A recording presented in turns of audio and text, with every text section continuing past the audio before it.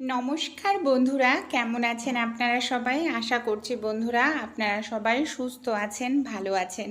আমাদের বাড়িতে এই ধরনের অনেক পলিথিন কিন্তু থাকেই। যখন আমরা সবজি বা ফল কিনে নিয়ে আসি এই ধরনের পলিথিনগুলো পেয়েই থাকি, বা নর্মাল যে জামা কাপড় কেনা হয় তার সঙ্গে এই ধরনের পলিথিনগুলো পাই, মানে পলিথিনের প্যাকেট।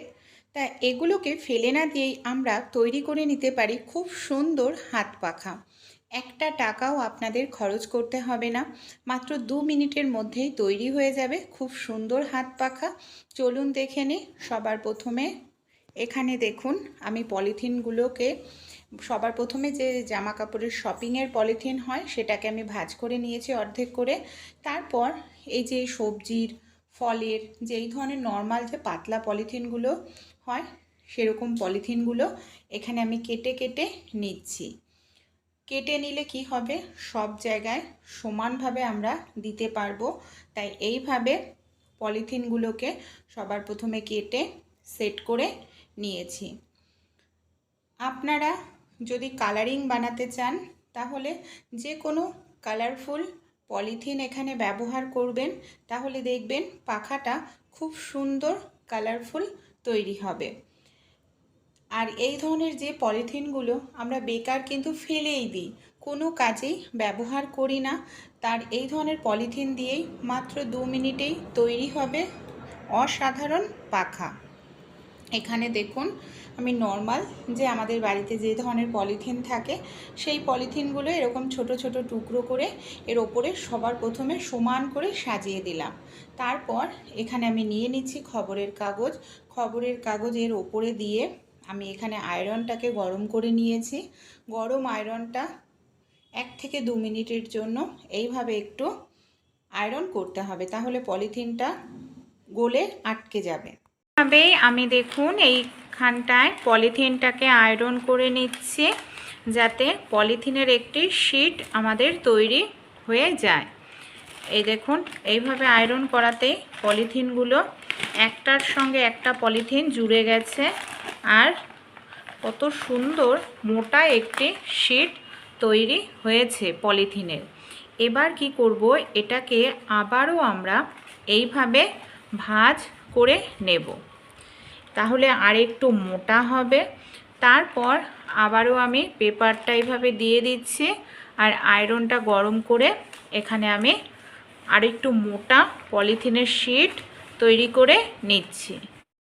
এভাবে ভাঁজ করেও দেখুন, আমি বেশ কিছু সময় গরম আয়রনটাকে এভাবে দিয়ে আমি স্থির করে নিলাম। এখানে দেখুন, মোটা একটা আমাদের পলিথিনের শিট তৈরি হয়ে গেছে। এবার আমরা কি করব, আমাদের বাড়িতে যে এই ধরনের লাঠি থাকে, যে কোনো একটা লাঠি আপনারা এখানে নিয়ে নিন।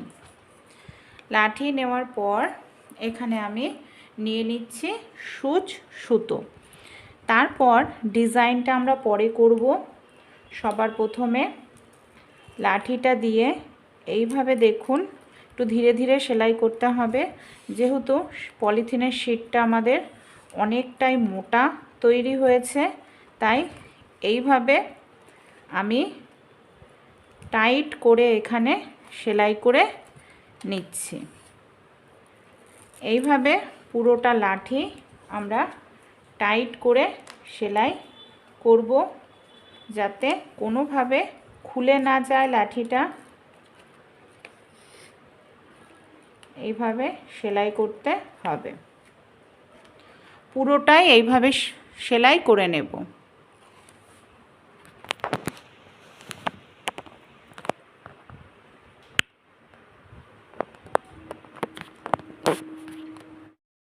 পুরোটাই দেখুন আমি এইভাবে ভালো করে সেলাই করে নিয়েছি। এবার এটা কিন্তু ততটা ভালো লাগছে না দেখতে, তাই কিছুটা সুন্দর করার জন্য আর একটু কাজ করব। আপনারা চাইলে এভাবেও কিন্তু হাওয়া খেতে পারেন, এভাবেও কিন্তু হাওয়া হবে, কিন্তু এটা যদি একটুখানি আমরা দেখতে সুন্দর করি তাহলে কিন্তু জিনিসটা আমাদের আরও বেশি ভালো লাগবে। এটাকে আমি দেখুন এইভাবে রাউন্ড করে কেটে নিচ্ছি। এইভাবেও আপনারা এটাকে কেটে নিন।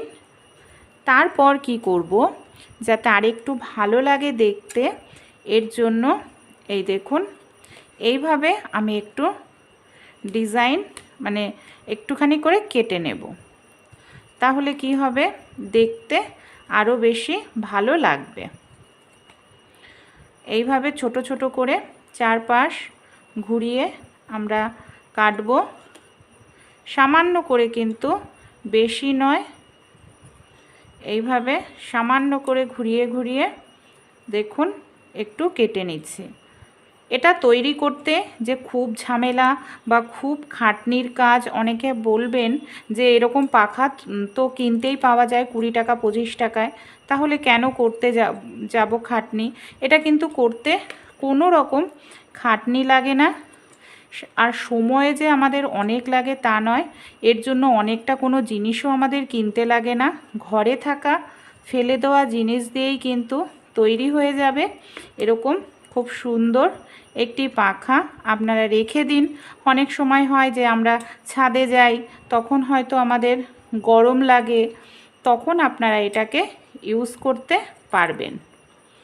আর দেখুন নিজে হাতে তৈরি করলে কিন্তু সেই জিনিসটা আমাদের প্রত্যেকেরই নিজে হাতে তৈরি করা জিনিস কিন্তু বেশি ভালো লাগে। এইভাবে আমি চারপাশ ঘুরিয়ে কেটে নিলাম। দেখুন তাহলে নর্মাল যে পলিথিন আমরা ফেলে দিই সেটা দিয়েই তৈরি হয়ে যাবে খুব সুন্দর পাখা। আর এটা হাওয়াও কিন্তু খুব ভালো হবে বন্ধুরা, দেখতেও দেখুন ভালোই লাগছে। আমার তো ভীষণ পছন্দ হয়েছে পাখাটা, তাই ভালো লাগলে অবশ্যই আপনারাও একবার এরকম পাখা তৈরি করে নিতে পারেন, হাত পাখা। আশা করছি আপনাদেরও কিন্তু ভালো